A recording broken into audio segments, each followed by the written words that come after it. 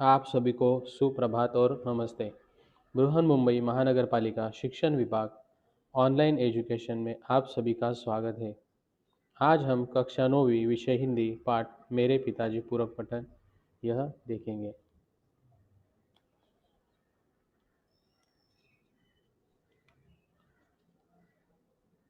मेरे पिताजी, इसके जो लेखक है डॉक्टर हरिवंश राय जी बच्चन।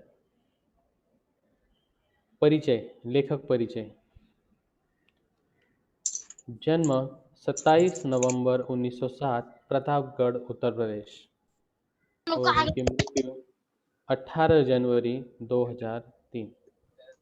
परिचय।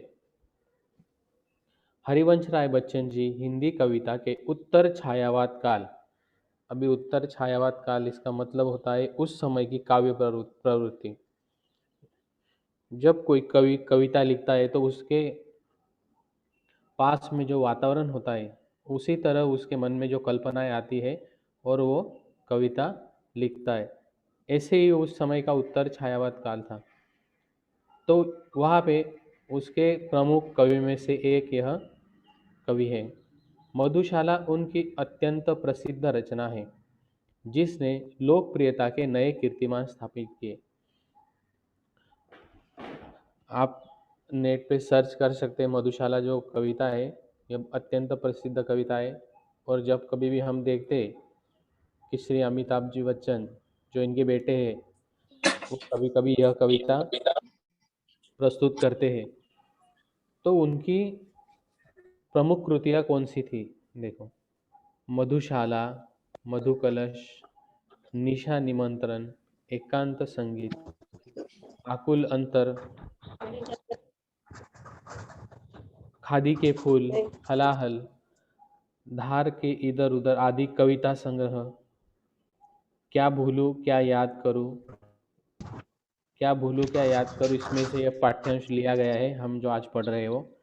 नीड़ का निर्माण, फिर बसेरे से दूर, दशद्वार से सोपान तक। तो यह उनका परिचय है, लेखक परिचय।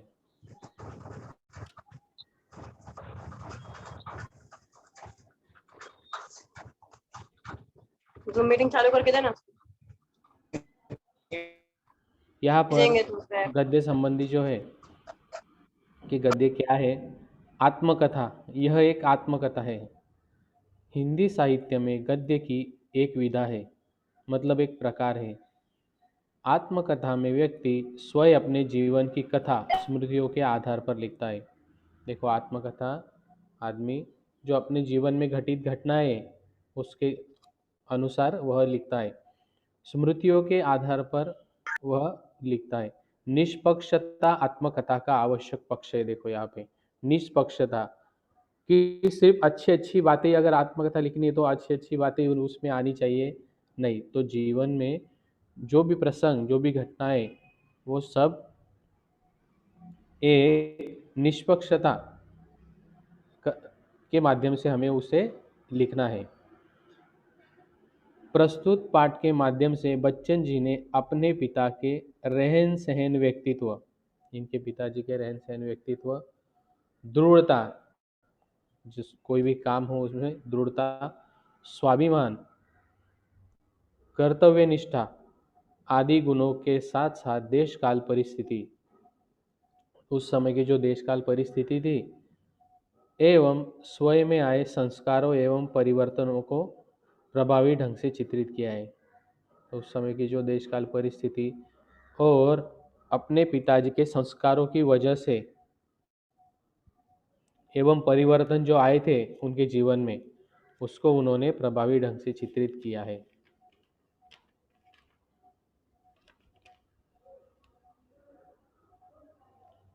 यहाँ पे हम शब्द संसार देखेंगे।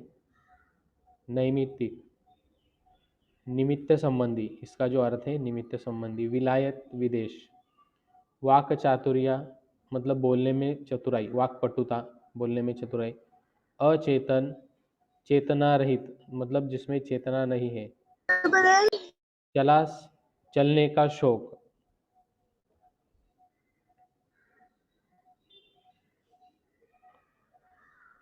यहाँ पे देखिए, पॉइनियर प्रेस में प्रताप, प्रताप मतलब प्रताप नारायण श्रीवास्तव, जो उनके पिताजी, उनका पूरा नाम प्रताप नारायण श्रीवास्तव है, कि समय की पाबंदी, उनकी जो प्रेस में समय की पाबंदी मतलब वो वक्त पर आते थे। स्वच्छ शुद्ध लिखावट, उनकी लिखावट स्वच्छ शुद्ध थी। सही साफ हिसाब किताब रखने की आदत, और यह गुण देखिए उनमें थे, तो इसका असर जो है जो बच्चन जी पर आया। विनम्र निश्चल व्यवहार, उनका जो व्यवहार था विनम्र था, और बहुत जल्दी, तो उसकी वजह से जल्दी उनको बहुत ही जल्दी विशिष्टता दे दी। अपना काम खत्म कर वे सहयोगी क्लार्कों का पिछड़ा काम भी अपनी मेज पर रख लेते। अगर कोई क्लार्क पीछे पड़ा हो काम में तो उसका काम लेके वो खुद उसको मदद करते थे। और दफ्तर बंद हो जाने के घंटों बाद रात देर तक काम में जुटे रहते। तो देखो काम के बारे में उनकी खासियत यही थी कि वो बहुत ज़्यादा देर तक अपने दफ्तर में काम करते थे। इस प्रकार वे अधिकारियों और सहकर्मियों दोनों के प्रिय बन गए। अपने काम की वजह से वो अपने कार्यालय में सबके प्रिय बन गए। घर से दफ्तर 4 मील होगा, कुछ कम भी हो सकता है। फासले के मामले में मेरा अनुमान हमेशा गलत होता है, ज़्यादा की तरफ, मतलब वो हमेशा ज़्यादा बताते थे तो उनका अनुमान गलत होता था। वे पैदल ही आते जाते, शायद पैसे बचाने की गरज से। साइकिल न उन्होंने खरीदी न उसकी सवारी की, तो आते जाते वो पैदल ही थे। अपने जो कार्यालय जाते थे तो पैदल ही जाते थे, और साइकिल तो उन्होंने खरीदी नहीं, न ही उनकी इच्छा थी कि साइकिल खरीदी की जाए। आगे देखो, दफ्तर के लिए उन्होंने एक तरह की पोशाक अपनाई, और जितने दिन दफ्तर में गए उसी में गए। अभी देखो पोशाक कौन सी थी उनकी, काला जूता, ढीला पजामा, अचकन मतलब लंबा लंबा बंद गले का कोट, जो उनके लंबे इकरे शरीर पर खूब फपती थी, मतलब जचती थी, अच्छी दिखती थी। और दुपल्ली टोपी, जाड़ों में मतलब ठंड में मेरी माँ के हाथ का बुना उन्हीं गुलूबंद उनके गले में पड़ा रहता, मतलब मफलर, मफलर जो होता है ठंड ठंड का। दफ्तर से बाहर के लिए वे धोती पर बंद गले का कोट पहनते थे, और सिर पर फेल्ड कैप। जो हम क्रिकेट मैच देखते हैं ना, तो जैसे राउंड अंपायर के सिर पर होती है देखो, राउंड कैप, वैसे ही फेल्ड कैप, जो उन दिनों विलायत से आती थी और काफ़ी महंगी होती थी। ये कैप बाहर से आती थी विलायत से। पिताजी बाहर निकलते तो छाता उनके हाथ में जरूर होता। मौसम साफ हो और रात हो तो वे छड़ी लेकर चलते थे, पर पतली नहीं, अच्छी मोटी मजबूत, जो वो साथ में लेकर वो छड़ी वो निकलते थे। लंबी लाठी मेरे घर में नहीं थी, पर लाठी चलाने की तालीम पिताजी ने कभी जरूर ली होगी। तो ये लाठी लंबी उनके घर में नहीं थी, जो थी वो जो छोटी थी। मुझे एक बार की याद है, शहर में किसी कारण हिंदू मुस्लिम दंगा हो गया था।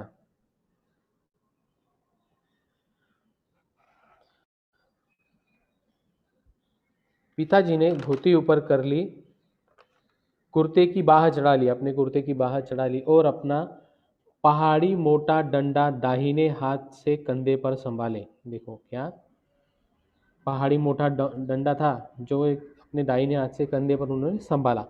बाया हाथ तेजी से हिलाते नंगे पांव आगे बढ़े। उन्होंने उनके पास जाकर कहा, जो दंगाई लोग थे तो उन्होंने उनके पास जाकर कहा, मैं लड़ने नहीं आया हूँ, लड़ने को आता तो अपने साथ औरों को भी लाता। देखो यहाँ पर वो बोल रहे कि वो अकेले आए थे इसलिए। डंडा केवल आत्मरक्षा के लिए है, वो आत्मरक्षा के लिए साथ में है।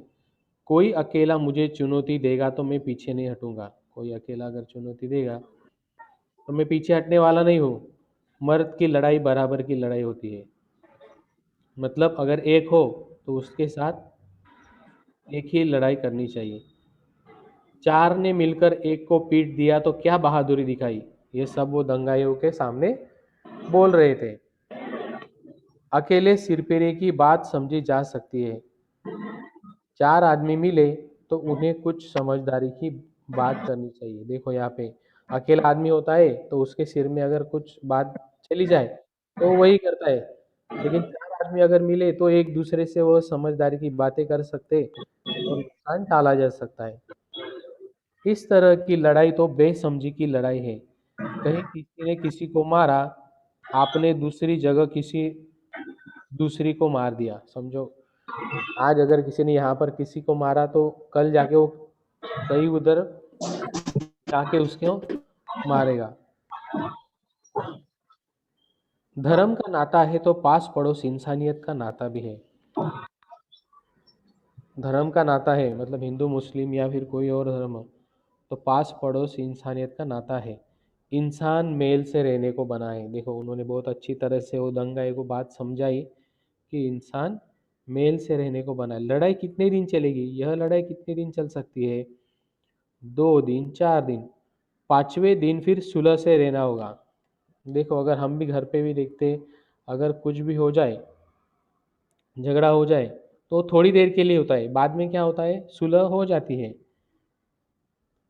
2 4 10 12 150 हिंदू मुस्लिमों के कट मरने से ना हिंदुत्व समाप्त होगा ना इस्लाम खत्म होगा। देखो यहाँ पे किसी के मरने पर धर्म खत्म होगा क्या, नहीं होगा, लेकिन इंसान तो खत्म होगा। अगर या कहीं पे अगर दंगाई अगर हो जाए तो साथ रहना है तो खूबी इसी में है कि मेल से रहे, एक साथ रहे, एक दूसरे से टकराने की जरूरत नहीं, दुनिया बहुत बड़ी है। देखो इस तरह से बहुत ही समझदारी पूर्ण बातें उन्होंने उन दंगाई से की, तो उसका असर तो हुआ होगा उन पे।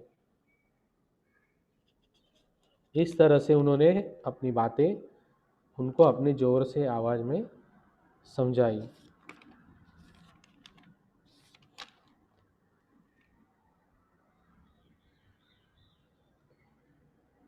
पिताजी की बातों का असर हुआ, तो उन दंगाई पे पिताजी की बातों का असर जो थे उन्होंने उनको बहुत अच्छी तरह से समझाया। उस दंगे में फिर कोई वारदात नहीं हुई। देखो ये बातें सुनकर उन दंगाइयों ने बाद में शांति हो, वहाँ पे शांति हो गई। उसके बाद में उधर कोई वारदात नहीं हुई। आगे भी कई बार जब शहर में हिंदू मुस्लिम दंगे हुए, तो होते रहते, अभी भी होते रहते। हमारे मोहल्ले में शांति बनी रही इनके पिताजी के समझाने की वजह से और समझदारी की वजह से। इस मोहल्ले में जब जो वहाँ रहते थे वह शांति बनी रही। मेरे पिताजी का दैनिक जीवन एक ढर्रे पर चलने वाला, देखो यहाँ पे ढर्रे पर मतलब एक ही मार्ग पर, उनके पिताजी का जो जीवन था वो एक ही मार्ग पर चलने वाला, नियमबद्ध था और नैमित्तिक था। नियमों के साथ चलते थे और नैमित्तिक था, मतलब सादा सरल था। वे सवेरे 3 बजे उठते, शौचादि से निवृत्त होते। सुबह 3 बजे उठने का उनका समय था।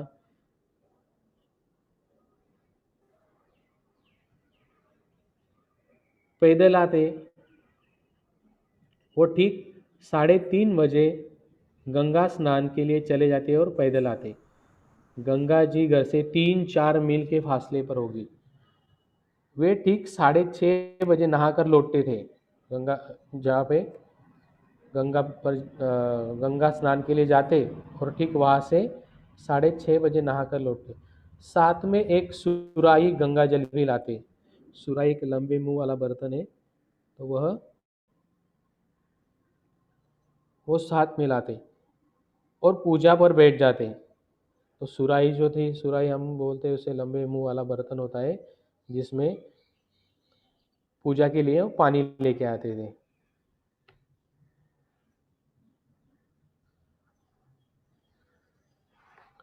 आगे,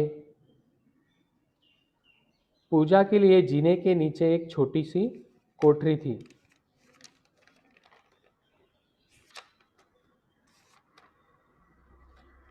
एक छोटी सी जो कोठरी थी, बगल की दीवार में एक अलमारी थी।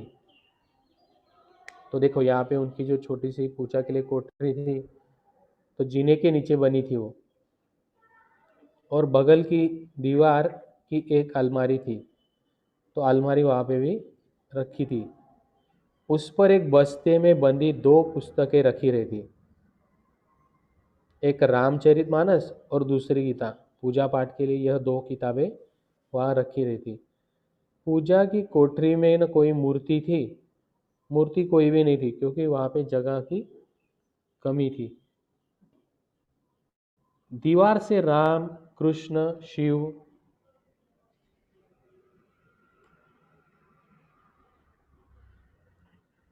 गणेश, हनुमान, सरस्वती, लक्ष्मी, दुर्गा की शीशे से जड़ी छोटी छोटी तस्वीरें लटकी रहती थी। वहाँ पे देखो मूर्ति रखने के लिए जगह ना होने की वजह से छोटी छोटी तस्वीरें लटकी रहती। पिताजी को बहुत झुककर उस कोठरी में जाना होता, और अब वे उसमें बैठ जाते तो बस इतनी जगह बचती कि सामने रहल रख कर उस पर पोथियाँ खोली जा सके। देखो जगह की कमी के कारण वो जीने के नीचे पूजा करते थे, वहाँ पे वो बहुत झुक कर उस कोठरी में जाते थे। जब वो उसमें बैठ जाते, बस इतनी ही जगह बचती कि सामने रहेल, रहेल मतलब किताब रखने का एक लकड़ी का साधन होता है, जो हम देखते हैं कि किताब खोलकर पढ़ने के लिए अगर मोटी किताब हो तो नीचे उस पर रख के वो हम खोलकर उसे पढ़ सकते हैं। तो रखकर उस पर पोथियाँ खोली जा सके, वे मानस का नवाई पाठ करते, नवाई पाठ करते थे। यानी प्रतिदिन इतना कि 9 दिन में पूरी रामायण समाप्त हो जाए। देखो यहाँ पे वो नवाई का पाठ इतना करते थे कि 9 दिन में ही पूरी रामायण जो है वो समाप्त हो जाए। उनकी मानस की पोथी में, मतलब जो अब तक मेरे पास है, उन्हीं के हाथ के नवाई के निशान लगे हैं, जो पढ़ते वक्त लगते थे। पाठ वे स्वर करते थे, सुरों के साथ करते थे। उनकी आवाज़ सुरीली नहीं थी, आवाज़ जो थी उनकी आवाज़ सुरीली नहीं थी। गाते मैंने उनको कभी नहीं सुना, पर उनका स्वर साफ, सप्रान और लयपूर्ण था, और कोठरी से निकली उनकी आवाज़ सारे घर में गूंजती रहती। तो देखो उनकी आवाज़ का एक विशेष क्या था कि उनको गाते समय कभी नहीं सुना, पर उनका स्वर साफ, सप्रान और लयपूर्ण था। सप्रान मतलब प्राणों के साथ, एक मन से निकलने वाले, और कोठरी से निकले उनकी आवाज़ सारे घर में गूंजती रहती।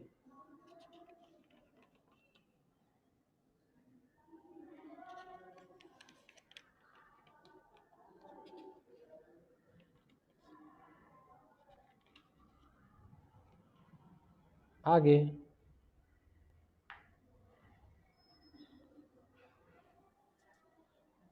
आवाज़ की पहली स्मृति मुझे उन्हीं के मानस पाठ के स्वर की है, और जब तक मैं उनके साथ रहा प्रतिदिन उनके पास का स्वर मेरे कानों में गया। देखो पहली जो स्मृति थी उनके बारे में, इनकी जो लेखक है डॉक्टर हरिवंश राय बच्चन, इनके मन में उनकी स्मृति कौन सी थी? पहली आवाज़ की पहली स्मृति उन्हीं के मानस पाठ के स्वर की है, और जब तक मैं उनके साथ रहा प्रतिदिन उनके पास का स्वर मेरे कानों में गया। जब भी उनके साथ रहे तो उनके साथ यह स्वर उनका कानों में गया। मैं कल्पना करता हूँ कि सॉरी सॉरी मतलब झूला, झूला जैसा साधन होता है छोटे बच्चों को सुलाने के लिए। मैं कल्पना करता हूँ कि सॉरी में जन्म के पहले दिन से ही मैंने उनका पाठ स्वर सुनना शुरू कर दिया होगा। देखो यहाँ पे कि उन्होंने उनका पाठ स्वर सुनना शुरू कर दिया। सॉरी पूजा की कोठरी के सामने दालान के एक सिरे पर बनाई जाती थी। राधा बताया करती थी कि जब मैं बच्चा था, करके एक बूढ़ी औरत है राधा, राधा बताया करती थी जब मैं बच्चा था, चाहे कितना ही रोता क्यों न हो, जैसे ही मेरा खटोला पूजा की कोठरी के सामने लाकर डाल दिया जाता, मैं चुपचाप हो जाता। तो उनके स्वर उनके कानों में इस तरह से जाते थे, जैसे मैं भी पिताजी का मानस पाठ सुन रहा हूँ। जैसे मैं भी पिताजी का मानस पाठ सुन रहा हूँ। मेरी माता तथा परिवार के अन्य लोग इसमें मेरे पूर्व जन्म के धार्मिक संस्कार की कल्पना करते थे। देखो यहाँ पे उस लेखक के पूर्व जन्म में यह धार्मिक संस्कारों वाला होगा, ऐसा वो सोचते थे। अब मैं ऐसा समझता हूँ कि मेरे पिताजी के स्वर की लिफ्ट या लय, लिफ्ट मतलब स्वर ऊपर नीचे जो होता है वही, एक स्वर की लिफ्ट या लय थी जो मुझे शांत कर देती थी। इतना मैं जरूर मानता हूँ कि इन श्रवण संस्कारों ने उस समय अद्भुत रूप से मेरी सहायता की होगी। देखो यहाँ पे हम सब देखते कि जैसे भी ये पिता का वो मानस पाठ सुन रहे थे, तो उनके धार्मिक संस्कारों की कल्पना घर वाले लोग करते थे। वो शांति से सुनते थे, जैसे ही रोते थे, लेकिन जब स्वर कानों में पड़ गए वो शांत हो जाते थे, और उनके स्वर के जो लिप्त थी या फिर लय थी तो उनको वो भी शांत कर देती। इतना मैं जरूर मानता हूँ कि इन श्रवण संस्कारों ने, देखो इन श्रवण संस्कारों ने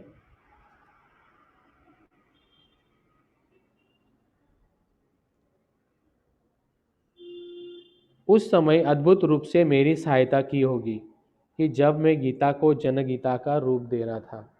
वहाँ पे देखो इस तरह से जब भी वो गीता पढ़ रहे थे तो वैसे ही वो स्वर को अनुभव करते थे।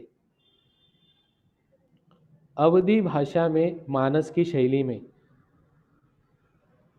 अवधी भाषा में और मानस की शैली में अज्ञात रूप से मेरे अवचेतन, जिसमें चेतन, और ज्ञात रूप से मेरे चेतन की शिरा शिरा मानस की ध्वनियों से भीगी हुई थी। देखो यहाँ पे अज्ञात रूप से जो मालूम नहीं है, से मेरे अवचेतन जिसमें चेतना ने, और ज्ञात रूप से मेरे चेतन की शिरा शिरा मानस की ध्वनियों से भीगी हुई थी। आगे देखेंगे।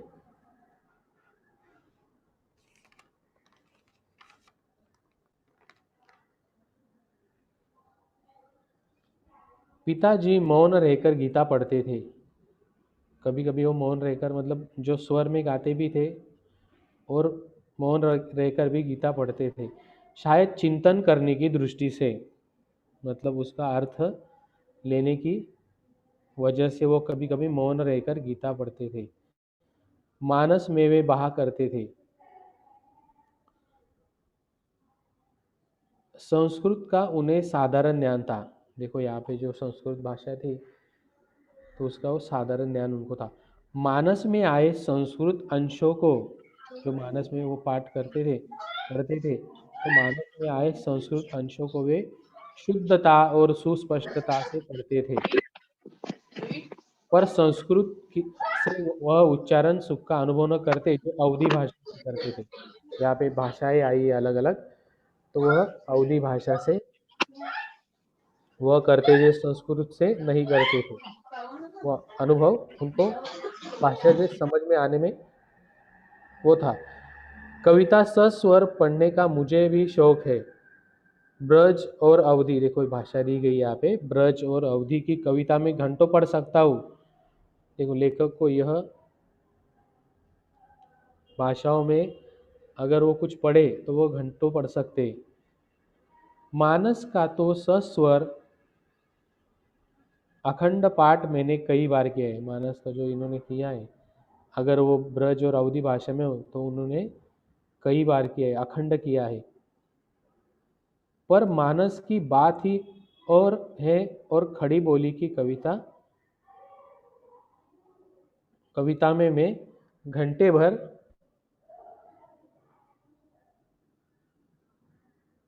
भी पढ़ूं तो मेरी जीभ ऐंठने लगती है। देखो यहाँ पे क्या है कि मानस की बात ही और है, खड़ी बोली की कविता में घंटे भर पढ़ सकता हूँ तो मेरी जीभ ऐंठने लगती है, मुझसे अकड़न आ जाती है। उर्दू के साथ यह बात नहीं। खड़ी बोली कविता ने कहते हुए खेद होता है, मानस की सूक्ष्म शिराओं में अभी मानस की सूक्ष्म शिराओं को अभी कम छुआ है। देखो यहाँ पे उन्होंने क्या कहा है कि खड़ी बोली कविता ने, जो खड़ी बोली कविता जो भाषा है, कहते हुए खेद होता है, दुख होता है कि मानस की सूक्ष्म शिराओं को अभी कम छुआ है, मतलब उसके गहन अर्थ को बाहर लाने के लिए या फिर सामने लाने के लिए वो कम पड़ी है। वह जीवन से उठती हुई कम लगती है, कोष से उतरी हुई अधिक लगती है, अधिक। कारणों पर यहाँ न जाऊंगा कि इसके पीछे क्या कारण है, वह इस पर वह नहीं जाएंगे।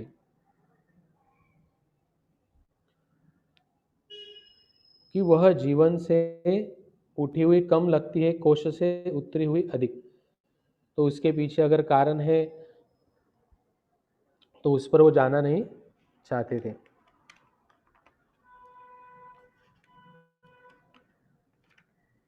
आगे यहाँ पर हमें इस पाठ में जो अभी अभी परिच्छेद देखा हमने, तो इसमें हमें इस पाठ में आई हुई भाषाओं का भाषा में, मतलब कौन सी भाषा आई है यह पूछा जाएगा, अगर पूछा जा सकता है तो। अलग अलग भाषा आई है वहाँ पे, ब्रज, अवधी, संस्कृत, खड़ी बोली। आगे देखेंगे हम लोग। पूजा से पिताजी ठीक 8:30 बजे उठते। उस समय तक मेरी माताजी भोजन तैयार कर दी थी।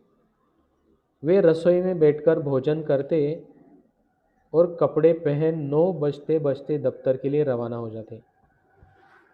देखो वहाँ पे उनका समय जो बताया है, पूजा से 8:30 बजे उठ जाते थे और माताजी भोजन तैयार कर देती थी। वो भोजन कर कर अपने दफ्तर के लिए निकल लेते थे।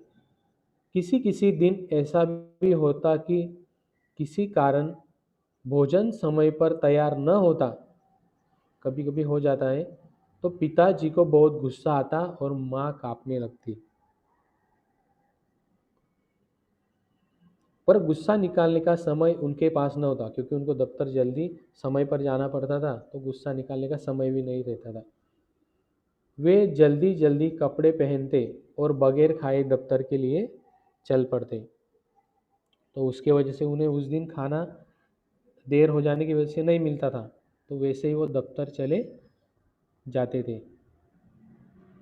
अपनी 35 वर्ष की नौकरी में, देखिए उनकी 35 वर्ष की नौकरी में, वे कहा करते थे कि एक दिन वे दफ्तर देर से नहीं पहुंचे। देखो इतनी अपनी 35 साल की नौकरी में दफ्तर देर से नहीं। मेरी माताजी जल्दी जल्दी पूरियां बनाती और एक डिब्बे में खाना रखकर मोहल्ले के किसी आदमी से दफ्तर भिजवाती। तो अगर समय पर उनको खाना नहीं दिया गया तो बाद में क्या करती थी माँ, मोहल्ले के किसी आदमी के साथ वो दफ्तर भिजवा देती थी। और जब तक आदमी मेरे पिताजी को खाना खिलाकर वापस न आ जाता, वे भोजन न करती। जब कोई जाने वाला न मिलता तो उनका दिन भर का उपवास होता। देखो अगर पिताजी ने कुछ नहीं खाया तो वो भी कुछ नहीं खाती थी। तो बाद में देखो घर की 3 बुढ़िया, राधा, मेरी दादी और महारानी की बातें सुनने को ऊपर से मिलती। तो यहाँ पे देखो ये जो है कि दफ्तर में अगर खाना अगर देर से पहुंचा या फिर नहीं गया, तो इस तरह से उनकी माँ को तकलीफ होती थी। मेरी माँ न खाती तो वे कैसे खाती। देखो यहाँ पे माँ ने न खाते हुए तो फिर वो कैसे खाती। पर अपनी भूख का गुस्सा वे दिन भर माँ पर उतारती रहती।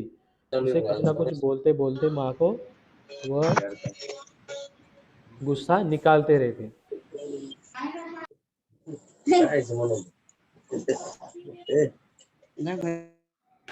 आगे का परिच्छेद देखेंगे। पिताजी के दफ्तर लौटने का कोई ठीक समय नहीं था। उनके दफ्तर लौटने का ठीक समय नहीं था। नौकरी के प्रारंभिक वर्षों में प्राय देर से लौटते। वो देर से घर आते थे क्योंकि वह दूसरे जो उनके सहकर्मी हैं उनको मदद करते थे। 8-9 बजे, इससे भी अधिक देरी से, इतनी देरी से वह आते थे और खाना खाकर सो जाते थे।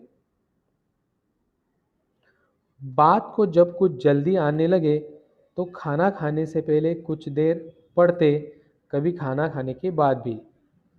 देखो यहाँ पे वो कुछ जल्दी अगर आ जाते तो खाना खाने के पहले कुछ पढ़ते और उसके बाद भी वो पढ़ते रहते। तो कभी घूमने निकल जाते थे। सुबह गंगा स्नान में आने जाने के 8 मील, दिन को दफ्तर आने जाने के 8 मील, यानी कुल 16 मील चल लेने के बाद भी उनकी चलास मतलब चलने की प्रवृत्ति तृप्त नहीं होती थी, मतलब शांत नहीं होती थी। रोज 16 मील वो चलते थे और रात को भी 2-3 मील घूम फिर कर आने को वो तैयार रहते। देखो उनकी चलास की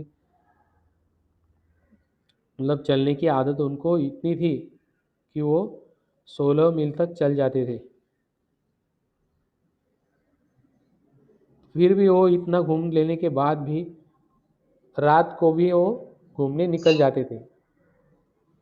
तभी तो मैं कहता हूँ कि उन्हें चलने का मर्ज था, मतलब आदत थी। सबसे अचरज की बात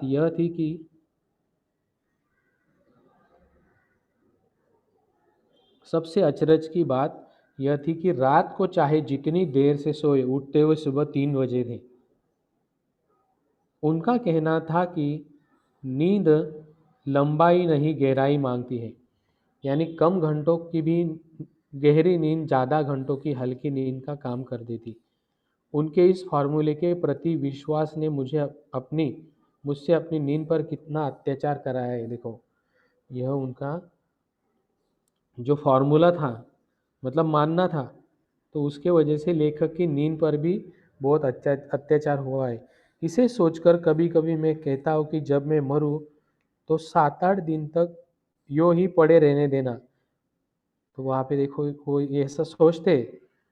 इस असंभव कल्पना भर सुखद है क्योंकि मुझे अपने जीवन की बहुत सी रातों की नींद पूरी करनी है।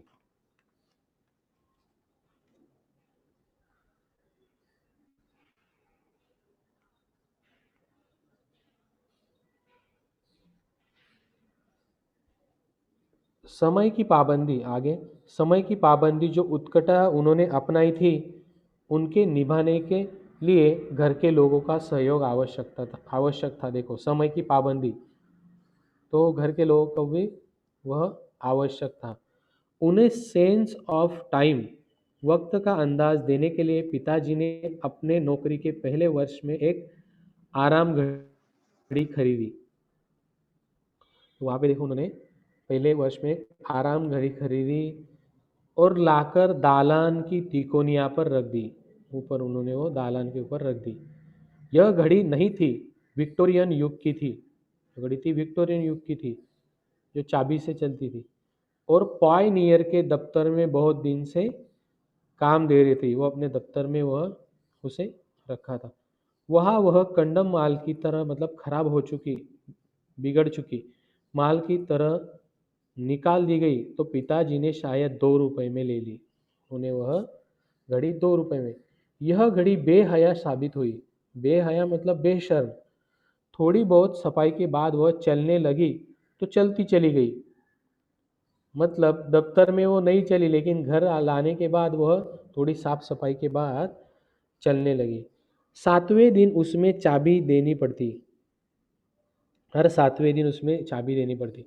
वह अलार्म भी बजाती, कभी उसके कभी घड़ी साज मतलब घड़ी बनाने वाला घड़ी साज के यहाँ जाने की मुझे याद नहीं। तिकोनिया और खाली इसकी कोई तस्वीर मेरे दिमाग में नहीं।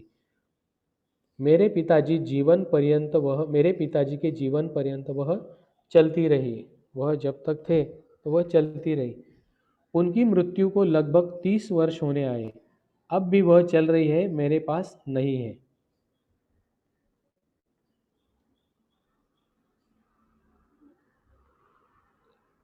अभी आगे, मेरी बड़ी बहन के लड़के रामचंद्र, जो फुटबॉल के अखिल भारतीय प्रसिद्ध खिलाड़ी थे, उसे अपने नाना की एक निशानी के रूप में ले गए थे।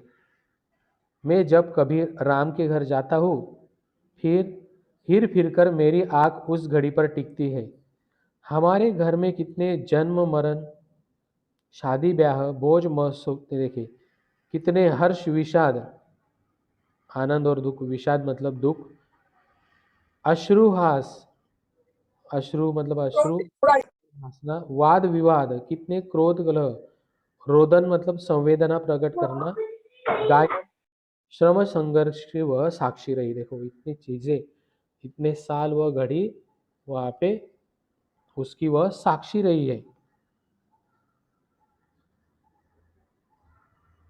मेरी माँ अक्सर कहती थी कि नाम तो एकर आराम घड़ी है, पर न ये खुद आराम करत है, न केहू को आराम करत देत है। यह इसका आराम घड़ी नाम है, लेकिन यह आराम करने नहीं देती है। आराम घड़ी नाम ऐसी घड़ियों को शायद इसलिए दिया गया होगा कि वह एक जगह रख दी जाती। अलार्म से आराम आया होगा तो भी कोई अचरज की बात नहीं। कभी कभी आराम का आ भी छोड़ दिया गया है, तो ऐसी घड़ियों को मैंने लोगों को राम घड़ी भी कहते सुना है। तो इस तरह से देखो, उस घड़ी की यादें लेखक के मन में थी। तो यह जो पाठ लिया गया है, क्या भूलूं क्या याद करूं, से यह पाठ्यांश लिया गया है। तो इस तरह से यहाँ पे हमारा ये जो पाठ है, मेरे पिताजी, यह यहाँ पे ख़त्म होता है।